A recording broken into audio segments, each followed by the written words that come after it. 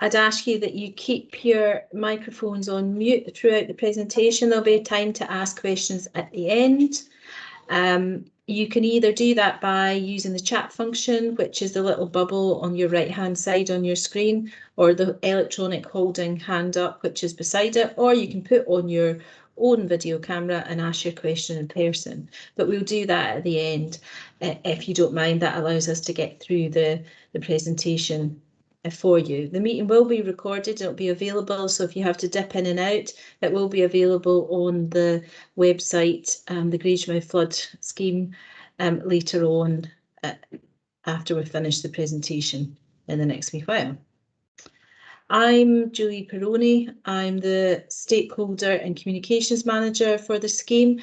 I work for Jacobs, which is one of the consultants on the scheme. Joining me this evening is Richard Meeson, who's the engineering lead, who also works for Jacobs, who will be doing half of the presentation, and Sharon Agnew from Falkirk Council, who's the Senior Flooding Officer, and she'll be taking you through the other half of the presentation just after we get started.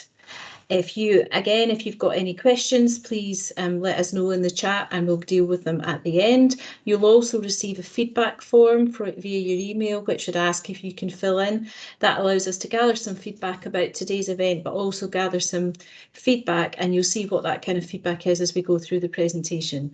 So now I'm going to hand over to Sharon, and she will take you through the first part of the presentation. Thank you. Sharon. Thanks, Julie. Hi, everyone. To start with today, I'll take you through the first part, as Julie said, and then I'll pass on to Richard. So we'll have a wee look at the scheme background, how we've developed the solutions that we've come up with, a bit about the construction phase, some about community involvement, next steps, and some questions. So we'll run through the slides for each section, and I'll give you a bit more detail as we go through them. Slide, Julie. So first of all, we'll focus on the timescales here. You said we did source of flooding and existing flood risk. So for the first section of the presentation, we'll look at this timeline here that we have in front of us. As you can see, we're now in 2021. We're some 5 to 6 years into development of the scheme. During that time, the project team have gathered a lot of background information, which has enabled us to model the flood risk and the potential solutions that we've been investigating.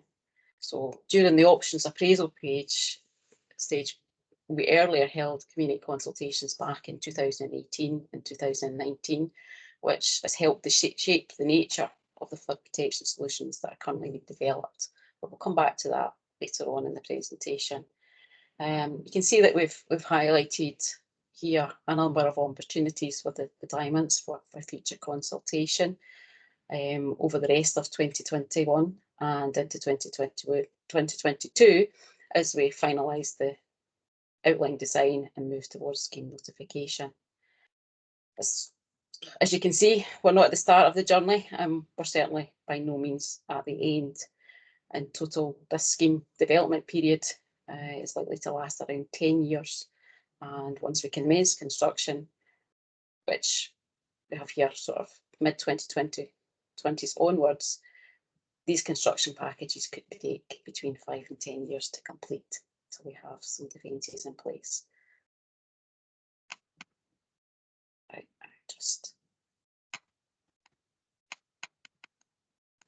Also, you said we did. I'd just like to recap a bit on some of the feedback provided in previous sessions and how the project team has taken these on board. Probably the most significant feedback came in the 2018 event, which helped determine how the design team progressed the options available. So at this event, we presented options for the flood defences to protect Grangemouth from both river and tidal flood risk. Particularly the options focused around the Zetland Park area of the town.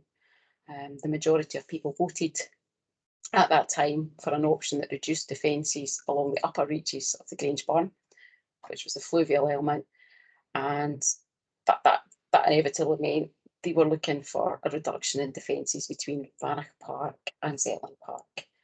And they also opted for a defence alignment that was very close to the Grange burn rather than around the perimeter of Zetland Park, which would have seen the park underwater in an extreme flood event. So we took this option forward and developed it to what we have, that Richard will present in a little while. So in addition, at that time, the public asked for more information on the proposed scheme and for further engagement prior to the publication of the scheme, which is why we're here now. So in response to that, we've also set up our new website, with which we've been adding quite a lot of information to. We've added flood maps and we're adding information as it becomes available, and we'll continue to do so. We have some new social media channels, so you can follow us on Facebook, Twitter, and we also will be posting videos on YouTube, all of which you can link through the website. So obviously this year's been a bit difficult. The last 18 months has been a bit difficult. So we will be carrying out more engagement through 2020. A lot of this will still be online, but as the COVID restrictions ease, we'd hope to get some more face-to-face engagement, and especially as we move into 2021 and 2022. If we can move on, Julie. So this graphic here shows the extent of of what's at risk from the tidal zones and the river impacts. So we've been carrying out extensive analysis over many years, reviewing the best information available on just sea level data, rainfall data, water level gauging. We know that Grangemouth is at risk of flooding primarily from the tidal zones, as you can see in the orange, the areas that are most at risk there.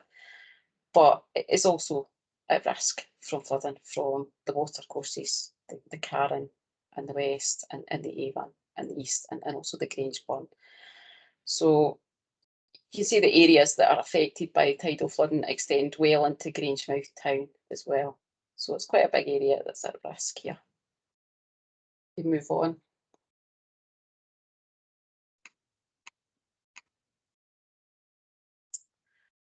So here it is in, it's not black and white, but blue. This, sometimes we hear everybody questioning why we need a scheme. Grangemouth's not been flooded in recent history. Well, it has been in areas, but not to the extent we've seen elsewhere in the country. So whilst it's true, it doesn't mean that there's not a risk for flooding, and we shouldn't put it on the back burner. There is that definite risk there.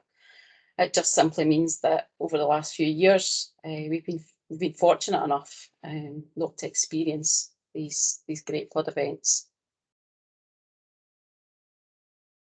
Move that one on, please.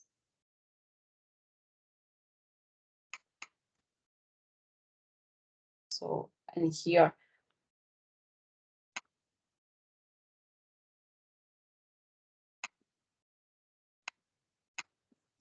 sorry, Richard, could we go back one? I was thinking there was another one in there.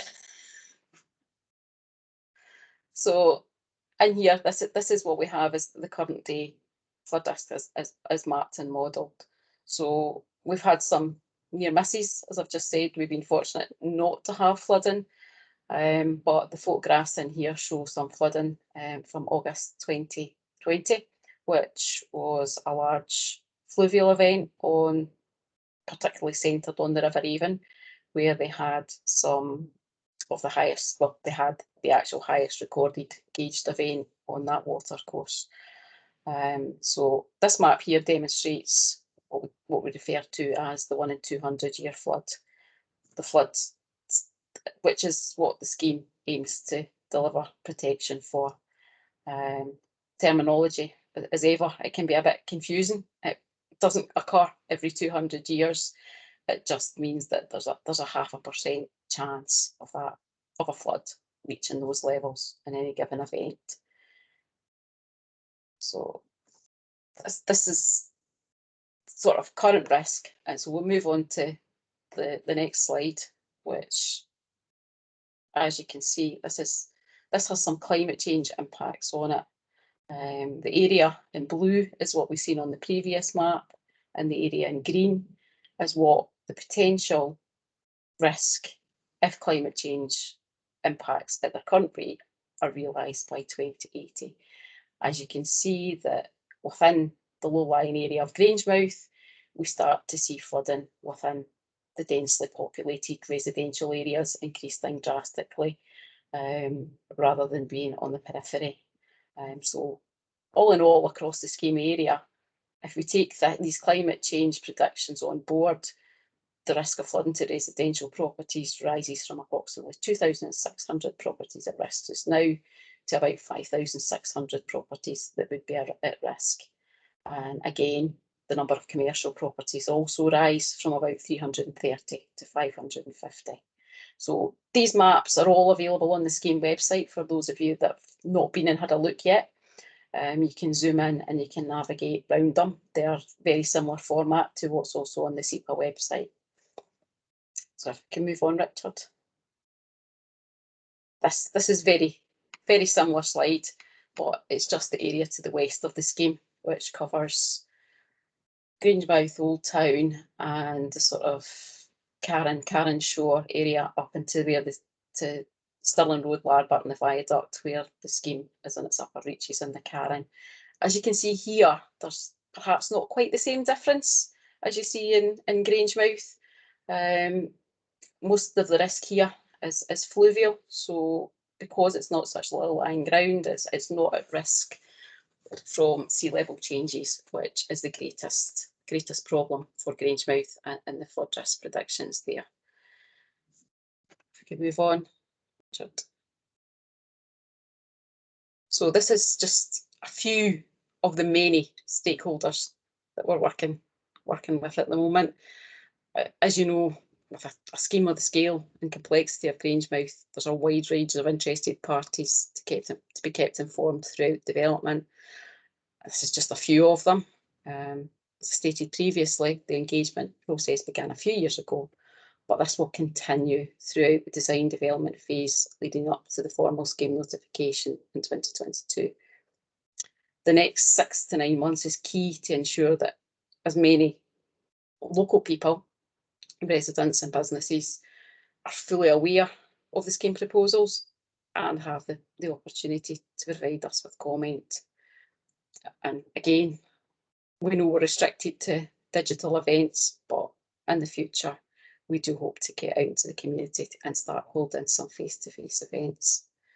So even once the scheme's confirmed and the team begin looking at more detail about the construction phase and how we deliver the fences, there's going to be ongoing dialogue with communities and businesses to keep everybody informed. So, as stated earlier, we're no means at the start of our journey, but we're no means at the end, and we will continue to engage throughout that journey. And I'm just going to pass you over to Richard, who's going to go into a bit more detail about the scheme and what it might look like in the Millhall and the Smiddy areas. Thank you, Sharon. I'm just going to really run through some of the points that are kind of outlined on the slide here. So we'll have a quick look at some of the options that were considered and discounted. We'll look through different types and appearance really of flood defences. We'll touch a bit on, I suppose, updated flood risk for the Millhall and the Smithy Brae kind of area. And then we'll go through kind of some plans that show kind of an outline of the proposed flood defences, and then we'll touch on some of the environmental impacts. And then we'll kind of come into some more, I suppose, about the buildability and construction really of flood protection schemes after that. So I'm just going to go through really some of the, I suppose, options and the options that we've considered and discounted. There's a number of different ways that I suppose flood protection can be achieved. Not all the options are a viable or practical option. So there's a number of factors that have to be considered, such as say the source of flooding, if it's tidal or fluvial, available space for any flood defences or structures or anything else. I suppose also if there's underground or above ground pipelines or utilities. So these are things that we need to consider. I'm just going to quickly run through, I suppose, some of the headings that we've mentioned here. So really more specific to the Millhall burn itself. Storage. There is the Millhall reservoir kind of upstream of Smithy Brae there. It's a Scottish Water asset, and we have very tentatively looked at if we could actually store anything in there from a flood point of view, but we've assessed it that we would need to actually increase the height there, so we'd need more or less a flood defence around the whole of the reservoir itself, and you would still need flood defences for the Red Oak Road section, so it's actually kind of not really a viable option there. The runoff control sometimes gets called natural flood for management, and again, it really only works when you have a very small watercourse.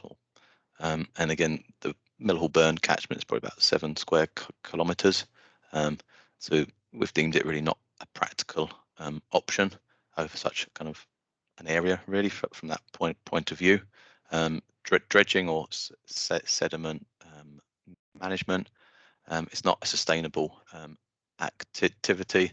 There's quite potential for environmental issues as well, so it's not an option that we've progressed with. And the last one on there is what we class as property level of protection, which we mean kind of more just floodgates for front doors or back doors. You can have guards over air bricks, and again, it all really depends on the depth of potential flooding in the area. And from the modelling we've done to date, it's not really a practical option here for the properties, but it's something, I suppose, there's property level of protection has the potential to evolve in the future, and it may well be that it's something that we need to come back to during prior to the construction phase of works. So I'm now just going to talk through really I suppose what we class as flood defences. There's lots of different types out there, and it's a phrase that we use quite a lot, so it's just really to explain what we mean by the term flood defences. They come in many different forms. The picture on the bottom left there is of an, I suppose, exposed sheet pile wall, which again may well be more suitable for the industrial areas. It's quite, I suppose, exposed, and just the way it looks quite rough really from that point of view. So this is unlikely to be in an urban area. Moving up to top left there, we've got a concrete flood wall.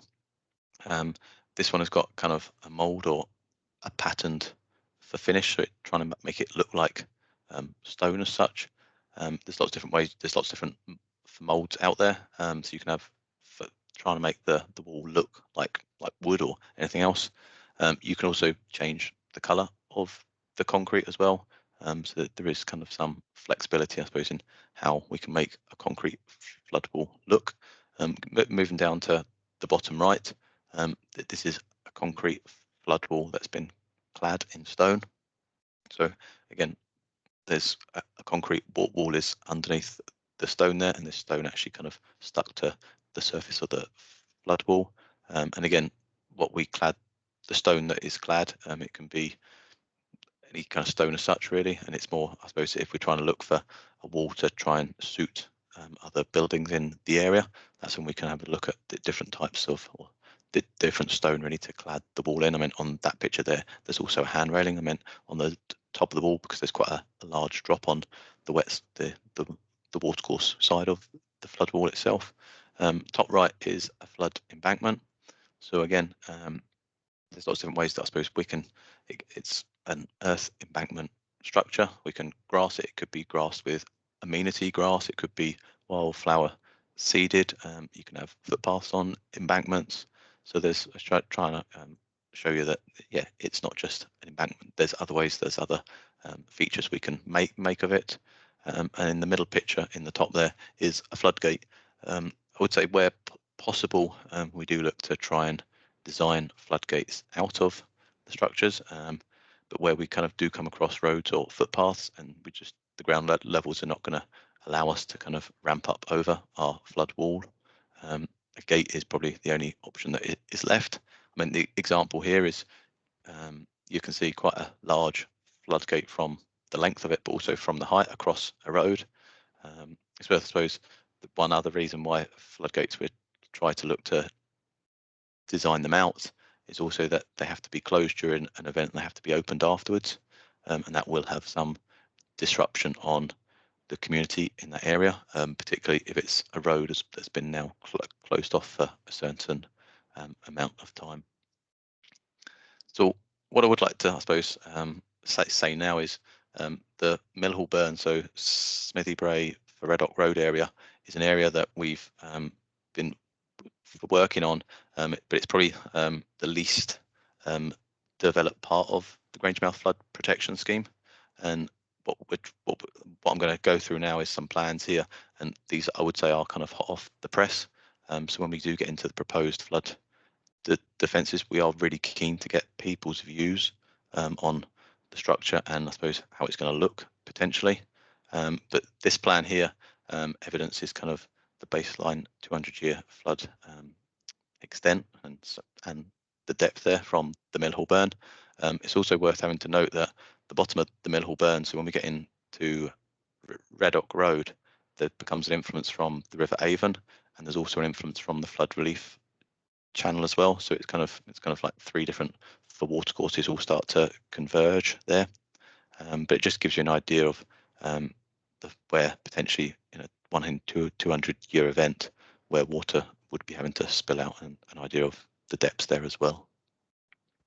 So the next slide kind of outlines the flood structures, so a flood wall or flood embankment, and we've highlighted gates, and this just kind of shows kind of from the Red Oak Road or from the flood relief channel, really we've got embankments along there, and then we return into a wall structure that then is parallel to Red Oak Road and the Millhall burn, and has a gate across the Red Oak Road, and then it continues up the Millhall burn there, and actually has another gate across Smithy Bray, and ties into high ground kind of around the Millhall Gardens kind of area. And the next slide will give you a kind of a bit more about, well, what's the heights of the structure going to be. So this plan kind of then takes on the previous slide about if it's a wall or if it's an embankment, and this just shows now kind of roughly gives you an indication of the height range of the proposed wall and embankments that we're putting forward in this area, but we've also indicated potentially what we think the structure could look like. So if it's a patterned concrete here, but as I've said, we're really keen to getting the community's input here, because this area is probably one of the I suppose hot off the press as such from the modelling aspect and also these height plans. So we're very keen to kind of get the community's views on the heights and also an appearance of a structure as well here, and also other kind of, I suppose, enhancements if there's pathways or for seating areas or for signage. So that's one thing that we'll get on to later in the presentation. So it's probably worth, so I just wanted to kind of flash up the slide here that covers a bit of the Cell 5 flood defences. I mean, for some background information, there's 6 discrete flood cells as part of the Grangemouth Flood Protection Scheme. The Millhall burn comes into the bottom of Cell 4, but it's worth having to note that we do have other flood defences close by. These are in Cell 5, but we do have defences to the south of Hull Flats Road, primarily there to stop the River Avon having to overtop Hull Flats Road. And then we do have defences down both banks of the River Avon, north of Hull Flats Road, more or less continuously through the petrochemical plant there. It was just to be aware, I suppose, that it's not just the Millhall burn area. This is part of a very large scheme, and there is other work planned, I suppose, in close proximity. The phasing of the construction works is still all, I suppose, up for grabs yet. That's something that we will be we're getting more detail on over the next few months and years, I would say. So I'm just going to now touch on some of the environmental aspects really of the scheme itself. The environment is, I suppose, a key part of our consideration when we developed the flood protection scheme. I'd say over probably the last 5 years or so, probably more than that now actually, we've carried out numerous surveys to identify, I suppose, the presence of wildlife or important vegetation and habitat, and that information is being used by the project team through to compile the environmental impact assessment report. We are trying to, I suppose, look to reduce the impact on the environment where we can do, but I suppose ultimately avoid at first, reduce if we can do, and if we can't, if we are going to have an impact on the environment, we need to then start to identify appropriate for mitigation that we can actually incorporate into the scheme to reduce our impact. I mean, some of that, the mitigation may be restrictions for timing of the works. It may well be that we need to create other habitat elsewhere while the works take place, or even actually enhance habitat that is already in the area, but just to kind of enhance it because we're going to have a potential impact on it as well. I mean, it's worth having to note here that the box at the bottom there talks about opportunities. So there's probably quite a lot of opportunities here where we can actually enhance. So it's not just about the mitigation, but can we improve? So could we actually deliver something that is better than is originally there? So this is an opportunity, I suppose. There's encouraging, enhancing biodiversity through the landscape. So if it is kind of creating like wildflower areas, that actually could actually enhance the biodiversity of the area. Again, footpaths for cycle paths. These could be linked to active travel networks in the community area as well. So it's trying to look for the best thing that we can do as a Grangemouth Flood Protection Scheme team. Yes, we need to provide flood protection, but we think there's also opportunities to do other things here as well and enhance. So as I mentioned, I'm probably just going to talk through really some of the construction aspects really of the scheme. There's a lot of pictures here, so it's quite graphic to go through, but I'll just move on to kind of, I suppose, what we class as what we're going to build. So this image is on the image on the top left and top right, just to kind of highlight really, I suppose, what people see above ground may seem quite small in structure as a flood embankment or a flood wall, but there's a significant amount of work that goes to construction work beneath the ground. So there can be, there's quite major engineering works usually takes place underground to allow the flood defence to withstand, I suppose, a significant loads of a flood event. So not just say for the force of the water itself, but also if there's any floating debris in that flood event, such as trees or cars, these structures need to be able to kind of withstand that. We need to make sure that our flood embankment or wall, say, is constructed to the height that it provides the right standard of protection, but we also need to make sure that our structure, that flood water won't be able to go through, say, our embankment, so it has like some sort of impermeable core. But we also need to be aware of an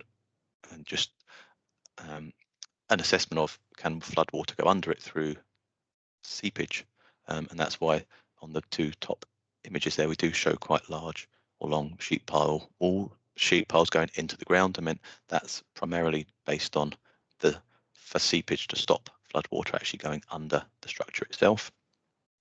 The three images on the bottom of the slide here, again, they just highlight, I suppose, an above ground flood wall, what it can look like. The middle picture shows the tops really of the sheet piles that have been sunk into the ground, with the reinforced concrete wall actually coming out above ground. And the last picture there on the right, it just gives an example really of an earth embankment next to a watercourse there, just to give you an idea about, I suppose, how they can look.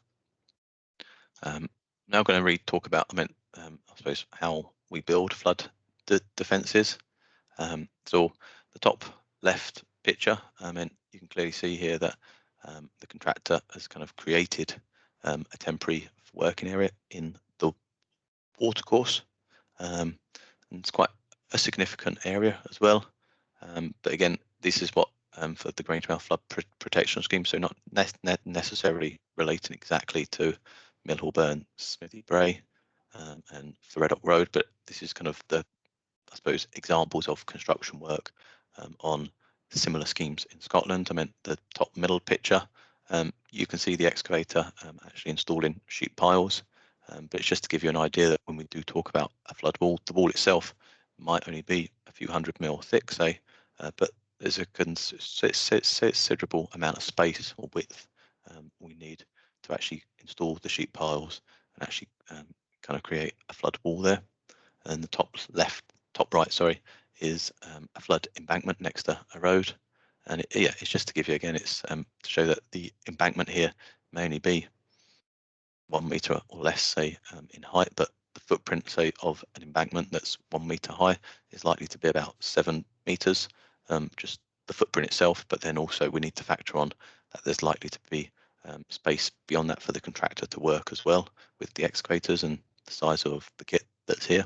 So it's just trying to give it examples kind of how much space I think some of these works are going to need. The pictures on the bottom left and the bottom right are actually the same, kind of taken from the same position. The bottom right shows, again, the contractor's actually created a temporary working area in the watercourse. They've used sheet piles to kind of create a cofferdam really that they then have worked in. But again, the bottom left kind of just highlights that we are working next to the watercourses. Things change, it rains. So you can see here that this is in a flood event, and the whole working area is under water. You can just make out the metal hand railings, actually, the tops of them there, and they're the same hand railings that are in the picture on the bottom right there. So it's just give you an idea about, I suppose, the space and what can happen also during the construction of the works. And the bottom middle picture there is just, again, showing kind of, I suppose, the work that goes into the ground that people don't really see much of, the sheet piles as such, and then the reinforcement of the flood wall kind of above ground. It's worth having to say, I suppose, that when the construction works start, it's going to be undertaken by experienced contractors with a track for record of doing flood protection schemes. We're going to be working in discrete kind of areas, so we're not going to be working in every area all at once. So that will reduce the inconvenience to the community. But we've got potentially up to 27 kilometres of flood defences to build as part of as the scheme. So it's likely that will be split into a number of construction contracts. But even within each construction contract, we'll probably be working in, I would have thought, lengths of a few 100 metres or so. We will not be working in 10-kilometre lengths, say. The work will be monitored and controlled by the project team to ensure compliance with any stipulated constraints and conditions. Health and safety is our primary for focus for both the public and for the workforce. And we've already mentioned that, this is the start of a journey. We've been on a journey for 5 years or so now, and we've got quite a long way to go still, but there is going to be more engagement and consultation with the local communities once we get further along and nearer to the construction work, to the construction phasing. That's when there will be an awful lot more engagement with everyone. So this slide kind of is what we class as a before and after. So the two pictures on the left there from 2008 from the White Cart Flood Protection Scheme in Glasgow. So this is pre kind of flood defences in place. The two pictures with 2012 on them. That is kind of, I suppose, see that as day one post construction. So you can see from 2008 to 2012, all the trees have been felled. It's actually made the street quite a lot more lighter. The footbridge has been raised on the top pictures, and we've kind of now, and the vegetation on the banks there has all been felled as well. So moving ahead into, I suppose, 2020, you can see the vegetation has started to grow back again on both the pictures there. The flood wall definitely looks not quite so shiny, to say the least. But I suppose it's worth having to see that within 8 years, you've gone from planting very small trees to actually having trees that are reasonable size again. And when we think about it, that the flood defence is going to have a design life, say, of 100 years. So within 8 years, there is quite a considerable change from having little vegetation to having actually vegetation that is not too far off the pre-work kind of state. It's worth having to know, I suppose, on the bottom pictures here, is that the 2008 is actually quite dark for the houses and the flats kind of along the street there, whereas in 2020 they've actually got a lot more light now, and they've still got some vegetation there on the banks as well. So this slide just really gives you some examples, I suppose, of what finished flood defences could look like. I mean, the top left is an example, I suppose, of community artwork that's been incorporated into a flood wall. The bottom left there shows a flood wall kind of with tree planting in front of it. And you've also got on the left bank there a flood embankment with a footpath. The middle pictures, again, it's having to show flood walls kind of, I suppose, very close to residential properties, with the top one showing kind of more that there's a new fence has been installed separate to the flood wall, whereas the bottom middle shows the flood wall clad in stone, but it's actually kind of, that is the boundary kind of the garden now. And the pictures on the right there just show kind of, I suppose, flood walls and the vegetation on the bank there. On the top right is how much it can grow back in a reasonably short period of time, and the bottom right is just a flood wall kind of with a railing on top next to a road. But it's just to give you an idea about when we talk about a flood wall, these are kind of the structures we're actually having to mean. And I will now hand you over to Sharon or to Julie to finish up the last few slides.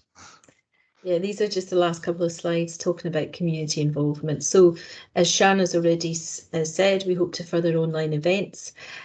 There's potential meeting of bringing together some small groups who are very concerned about or have issues about certain areas. And we hope to, in 2022, we can get back round to public exhibitions where we can meet you all in person.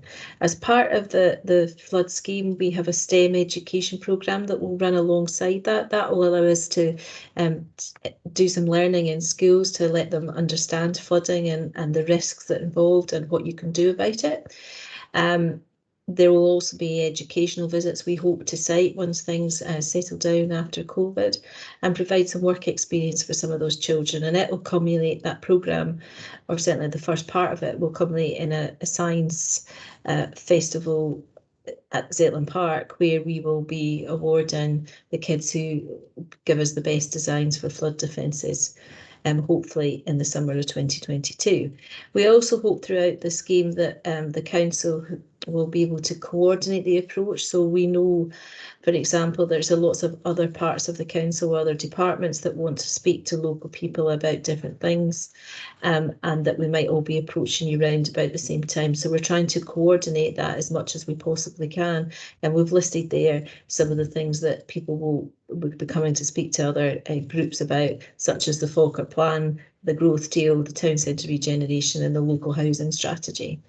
And we're hoping that the scheme will also bring some local benefits to allow us, as we get to near that construction phase, engage local suppliers for materials and labour, but also provide employment opportunities for local people in the area once construction starts. And as Richard talked a lot about what defences look like, we're really keen to get your feedback on wall finishes, as Richard has pointed out, whether we can provide paths and landscaped areas, seating areas and public arcs where the flood defences will be in place. If we have to take away some trees or some vegetation, how could we use that wood that might be provided from trees in the community? A few people have suggested already it could make planters for plants, particularly at schools and other council facilities. So we'd really appreciate your views and ideas on all these things, and it'll all be detailed in the feedback form that you'll receive on your email. Thanks, Richard. And this is just the next steps of what will happen in the scheme after we finish the event today. So there'll be a feedback period, and that's where the forms come in, or whether you have very particular feedback or issues that you want to raise with us. And you can do that through our email, and I'll show you that just in a second. We'll be continuing these engagement agains from autumn onwards as we move through the programme. And as I've said, we want to have public exhibitions where we can talk to people face to face, hopefully in spring 22, if COVID restrictions allow. And then that moves us towards the scheme notification, the statutory period, sometime in summer next year.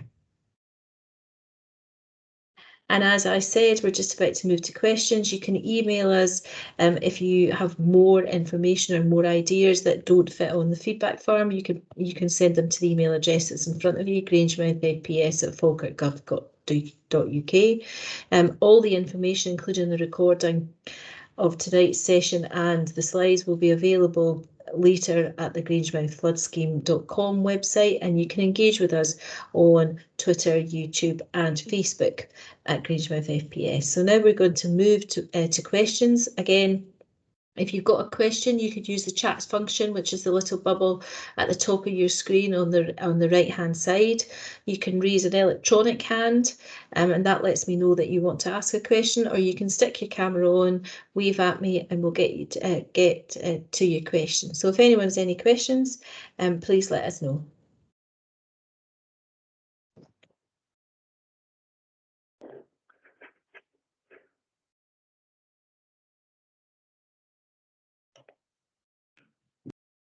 Oh, Alistair Cranston, you've got your hand up, your electronic hand. Yeah. Do you want to just go ahead and ask your question? I'll say typing it into the chat.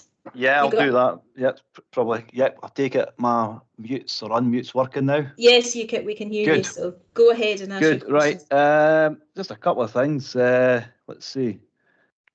Back in early in your presentation, I don't know if you could jump back in. It was quite right back at the beginning. I think it was the bit you were doing yourself, Sharon. You were showing the.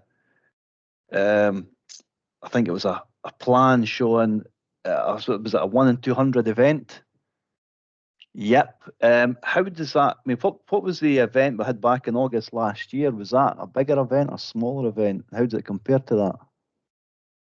Because actually, the reason I'm asking is at least we can relate that to what we actually saw on the ground. Because you can imagine a lot of us might not be able to picture what a event like that is. You just went past it there. Oh, we passed it totally there. So it was the one with the blue. Yeah, that's it. Most of the blue. Yeah, I think it was a 1 in 200 you had noted on your. So gauging wise, that exceeded the gauge on the River Avon, so it was the highest recorded. Very difficult to get a return period on that. Now SEPA have done some work on the rainfall event, and it is probably in the region of a 1 in 200 year, but it was very localised. Yeah. So, and there was no high tide coincidence. So yes, it had big impacts on the Millhall burn and other water courses, but it wasn't necessarily centred in that catchment for any length of time. So you did see impacts, but with regard to putting a fluvial return period on it, it's not something we have managed to do to date. Obviously, we've been working with SEPA, but with their cyber attack, there's no access to data at the moment. Right. Okay. So but basically, sorry. Yeah. I was going to say that. I meant that event in August. From that point of view, we are using information and trying to calibrate that with our model as such, because it's a real event that occurred. Yes. So from that point of view, the pictures like you see here, we want to use that because we've got a model, we've got some surveys, so we want to see actually what is that actually accurate. So is our model actually accurate to what's occurring? So I suppose has your model, for you put in a 1 in 200, has your model shown you that flooding that we saw back in August then, that happening? So is your model accurate? It's flowing aspects to it. Areas are starting to, we think that's around that event. But as Sharon has mentioned, the August event team seemed to centre more over the Avon catchment more. Yeah. Because that's the one where it really got the flows were kind of off the scale as such. So Yeah. It's hard because if we would have to have 1 in 200 year event like for the whole catchment area of the whole scheme to say yes that we can now calibrate our model. We are trying to use. We know that it was in that kind of area the rainstorm event of the 200 year. So we are trying. Yeah, we are trying to look at it and see right. That's there. That would flood here to that depth in the pictures that we've seen. Is that actually happening, occurring, or is there more or less? And we are having to do that. It's very hard because one, the Millhall burn isn't a gauged catchment for a start. So if we had a gauge, it'd be a lot easier, but we don't. So we have to kind of use the best information that we've got, and knowing that the rainfall event in August was more over the Avon catchment. Not if it was say 3 miles west, it may well have caught the Millhall more. It's one of these things. So Okay. we're just trying to use the best information that we've got, but it has helped us because we've had an event and now we can start to see it a real life event rather than I suppose a modelled event, which isn't necessarily real. And Okay, that's yeah. Yep, throughout the process, we've looked at data on flood events. Yes, they may be not of such a great magnitude, but there has been that verification process throughout the modelling, looking at previous flood extents in relation to what we've seen in the model. Okay, cool. Another couple, because okay, I've asked another couple of questions. Yeah, go ahead, and then we'll come to Ian Smith, who's also got his hand up. Go ahead then, Alistair. Obviously, you showed there in your wee plan. I think it was yourself, Richard, where you were showing like I suppose your proposed type of barriers. I know it's still, as you said, hot off the press. Take it. Any chance you could flip along to them, please? Yep. Sorry, I missed bits of that with the connection. Yeah. Can you flip it? Can you flip along to the plans? I think it was during your chat. Those where you defence It types. show the Yeah, flood defences. But it was the stuff you said was hot off the press. Yep. Yeah, go and stare. Obviously, yeah. That one I'll do. Yeah. Obviously, I'm going to be honest. Right now. I'm probably just interested in the area I stay in the bottom of Smithy Brae. If I'm going to be truthful. Yep. So just what you're showing there, bottom of Smithy Brae, Millhall Gardens. Are you taking into consideration the existing wall on the burn? Is that going to get used as a flood defence, or are these all new looking to get built? These would be new to get built. Right. Has there been consideration to use what's there? I don't know from your plan there because I can't really see the detail, but where are you expecting let's call it the flooding to come from what direction? What do you go maybe better there? Where are you looking for it to come from? I mean, these heights on here are based from, I suppose, the road, say, or top of bank, say, there. So, I mean, if you're concentrating in like more point to like this area here.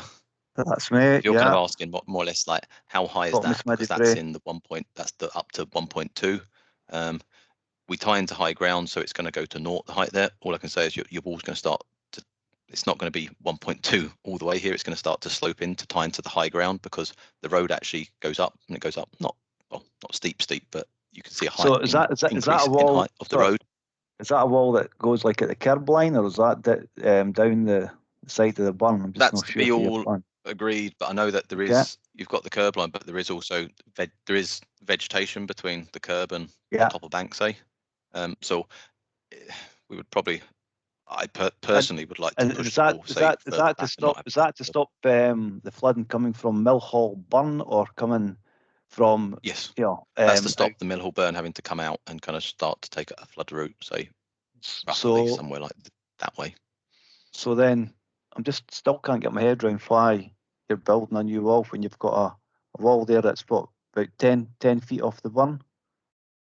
Why you can't, and during that event last August, which probably is most extreme, I'll probably never see an event like that again in my life if I'm lucky. It was still about a foot and a half off the top of that wall before it would burst over, into Millhall Gardens. It did burst, as you know, out the bridge, the footbridge, and that's how it came out there. But I'm just wondering why you'd want to go to the expense and time of building a new wall when there's a wall exists. Again, we need, as I have said, this is quite hot off the press. Sure, so okay, this is right, like I'll take that. Right, I'm I know. not going to hold my hands up and That's say fine. this is the least developed part of the whole That's cool. Okay. Scheme, and it's saying that if there is structures out there, we need to assess. Right, okay, so it's just something okay, to we can consider in for the future. reuse, Yeah, we will do. okay, that's fine. Okay, and how far up Millhall Burn are you taking into this? You know, as in when you did your surveys to put information into your model, how far up the catchment are you taking this? So flows The coming model down. for the Millhall burn goes up probably just north of the M9. So we don't have a model that goes all the whole catchment. Right. And does this model? Yeah, that's where our model has started. Does this model take into consideration future developments and runoff from them? Alistair, I'll answer that one. That's I would say more of a planning issue. No, that's short and sweet, Sharon. Okay. It doesn't take into account future development. Right, okay. The scheme considers existing flood risk and Sure. that looking at under climate change. It doesn't consider future development. As you know, that is controlled through the planning process. Right, So we need to rely on working with our planners and sure. planning process to control flooding as well as a separate aside. And okay, that's fair do, Sharon. I thought I'd ask that. I'd try my luck. One last one, because I know people are probably wanting to get there in. Obviously, has there been any consideration as long term as part of this project, not just for Millhall but for the whole lot, taking into consideration from the council maintenance and cleaning out of the burns that they know that may spill when it rains, like Millhall or other burns? You're going to do a maintenance program on that, and also cleaning out your road gullies, because obviously they all contribute to the flooding when it rains heavy. Yep. So the council does have a maintenance regime which we're working on improving. The roads division are responsible for their gullies and any maintenance to do with the road network. We are working on improving our watercourse maintenance regime and moving towards electronic surveys at the moment. So that will continue. The scheme in itself will have operation and maintenance built into it. After flood events, there'll be certain areas that will need to be reviewed as well. But we will continue, the flooding team will continue to work on their existing maintenance programmes, encapsulating all these watercourses. And where we did have flooding previously, it highlights where we see debris, so we know that these are areas that we perhaps need to incorporate more frequently, and that maintenance regime will change through time as it evolves, really. So where there's screens and we find that there's always debris in places, we'll start to check those more frequently, and by doing that on an electronic system, that should help us. Okay, right, thank you, appreciate it. Ian, you've got your hand up. Do you want to ask your question now, or your questions? Oh, hi, sorry, it's Laura Smith. Oh, sorry, Laura. Sorry, and my baby was trying to press the camera on a minute ago. Sorry about that. A couple of questions just following on from actually on this page from what Alistair was asking there. Why is it different heights? So I'm interested. I live at the bottom of Reddock Road, so really badly affected by last August. Still not back in my house, incidentally. Why is there different heights going down? You know, green into orange, into amber, into blue, where the whole thing was biblical, frankly. And why is there different heights behind my house along the parallel to the road? What's the rationale there? That's fine. So the plan you've got on the screen there, that's based on the ground. So the ground levels are not flat everywhere. So when we build the flood wall, we will build it in, I suppose, we try and keep the wall as one height as we can do, or the top of wall, say, will be X meters, and it will stay, and there might be jumps in the wall height itself, and that might be related to the water level coming down the Millhall burn. But most of the colours that you see here are likely to be more to do with changes in topography, kind of in that area. Okay, but So not it's ju- not the height of the wall per se, just the No, we height won't of have a the height. We won't have a wall that kind of jumps from jumps different heights. 1.8 to 2 meters. Say no. I mean, you might have a 1 point like 150 mil kind of jump in a wall height, but predominantly we will try and keep the wall heights the same. And if there's a Yeah. step down because of the water level, say, or the potential flood level is dropped there, we can then drop the wall height down. But we won't be having the wall going up and down like anything like that. It will be kind of very much like incremental steps, if that. But I admit the plan looks like it goes up and down a lot, but it's just based really on the local ground topography in the area. Okay, understood. Just a couple more if I can. Where it says pattern concrete or likely to be pattern concrete, is that an example of what the wall would be made of, or is that stuff that's going underneath? That would or how it in looks. How it looks. So essentially cutting across most of my garden underneath. If you take your cursor to the O of road of Redux, that's the start of my garden going Right. down towards the road. So that's a big chunk of, and then going left across the screen as well. So that, So you're kind of in. yeah, so if you go up a bit, Yep. yeah, so basically there, that edging is the start of my garden, and that's my house there. So This one here. yeah, no, up a bit, sorry. Yeah, that one. Yeah, that. Yeah, forward. Yeah, there. That's my house exactly. So all of that boundary seems Yep. like we've got quite a lot of pattern concrete. Is that right? To assume that we're getting. And that's what we're proposing, and that's why. But we are keen to get your views on that. If you're saying, "Oh, hang on a minute, we don't want that. We wanted it to be stone clad, or we're, some other how the wall looks." This is all about. I mean, it will be a concrete flood wall, but it's more like we showed earlier. It's how we make it look. There's a lot of things we can do out there, Yeah. and that's what we're interested to get. I suppose the community, but particularly for residents who we're going to be working very close to their land or on their land. We're very keen to get their views in the feedback forms after this, and I would encourage you to kind of write if you think, yeah, that seems what you've shown me as a patterned for concrete wall. So the one with the mold, it's not necessarily that mold. As I mentioned, there's hundreds out there of molds, but it's just to give an example of that's the type of wall we were having to look there. And I think over the next few months, years even, there's a discussion to be had with the communities and potentially like for Red Oak Road, say, or everyone on the screen, everyone kind of impacted, say, that's on the screen here, about what kind of flood wall do they want it to look like at the end of the day. Yeah. And what is the timeline on that for selfishly this area and in particular Red Oak Road in terms of getting the flood defences in place? Sharon mentioned there's a timeline at the start that, I mean, we're looking at construction work starting, I suppose, late 2024, 2025, and potentially being phased over a 10-year window.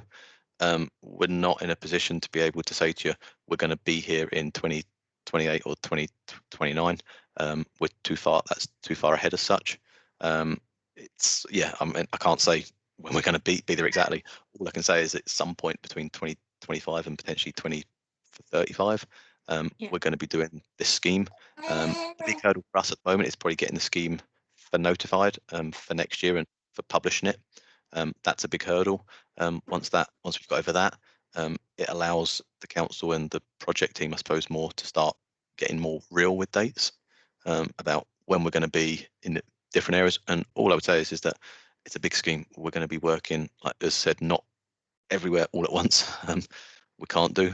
So we're going to be kind of working in a discrete area, and a discrete area could be like similar to like the Red Oak Road, Smithy Bray area. That could be a discrete area, and that, but we just don't have that information yet. And when we do, again, the council, we will be engaging with everyone to let them know about what we're proposing, to get their views, and then there'd be more kind of, I suppose, for notices when the works are going to take place. But we are years away. Understood. Thank you. That was all from me. Thanks.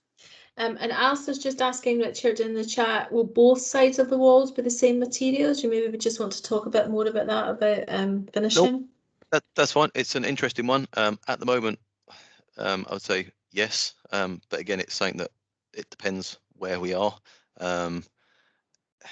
In an urban area, I think, and if you could see both sides of the wall, say, there is a definite maybe a need to have the wall whatever's on one side is on the other side as well. There may be areas that you can't access it to see the other side of the wall. Do we need it? Do we need to put something on it, or can we leave? So I suppose the worst case would be from a visual impact would be a bare sheet pile. All I would say is in this area, you are kind of very close to residential properties, and I think that's where again we would be keen to get the views from everyone to say, yeah, they would like whatever's on one side is on the other side as well. Great, thanks. Alistair and Laura, you still have your hands up. Is there something else you want to come back in and ask while you've got us? Oh, sorry, I didn't, but yes, I do have a. Didn't know I was doing that, but yeah, I do have one last question.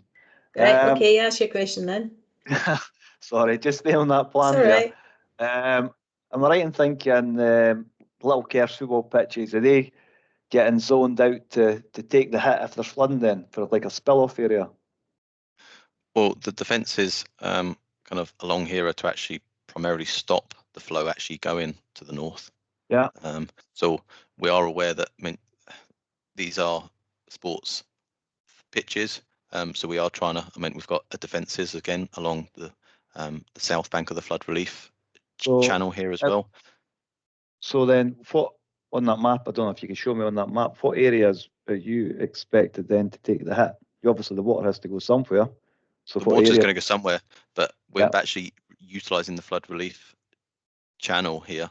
So we're going to be pushing more flow actually out into the Avon from the Millhall. So because we're not allowing the Millhall burn to spill out, say to the north, the hit is going to be into the Avon, because you're going to be having to force more flow through the outfall here, and into I suppose this area would be because it's not protected. You can see that we're protecting around the stables area here. Yeah. So if you want to call it a hit, but this area flood anyway, but that's the area that we're not protecting on the other bank here. So you're protecting, I suppose, the roadside or the road and the Millhall burn. You're not protecting the Millhall burn and the field or the stables or the land here. But major thing is it goes out into the Avon. As I said, we've got flood defences on the banks of the Avon. You've got quite a wide area there. So I suppose, that's where the water's being pushed, I suppose, too. Okay, no, fair dues. Okay, thank you. That's me finished. I take it, I switch this off. How'd you get the hand off? Just click on it again. It's fine. I know that you've asked your questions. No, right, take me off. Oh, cancel. Right. Laura, do you have anything else you want to ask, or anyone else got any more questions? Nothing from me, thanks. Great. I would just encourage you then to fill in the feedback forms when you get it. You've got if you go onto the website, you'll have all the contact details there, and they're on the final slide here that Richard is just pushing forward. They're trying to get to as quickly as the PC will allow them to do it. Please fill in the feedback forms when you get it. If there's anything else that comes to your mind when you kind of mull over what you've seen, then please email us on the email address. There's also lots and lots of information on the website if you want to have a look at that. And again, as we've said, all the presentations and the recordings of the sessions that we've been doing over the last 2 weeks will be on the website too. And we'll take some time to analyse your feedback and look at all your feedback that you send us in. So that's why filling in the feedback form is really important. And if there's no further questions this evening, I'll just finish up and close our session. Thanks very much for joining us. All right, thank you. Cheers. Bye. Thanks very much. Bye-bye. Bye. Bye-bye.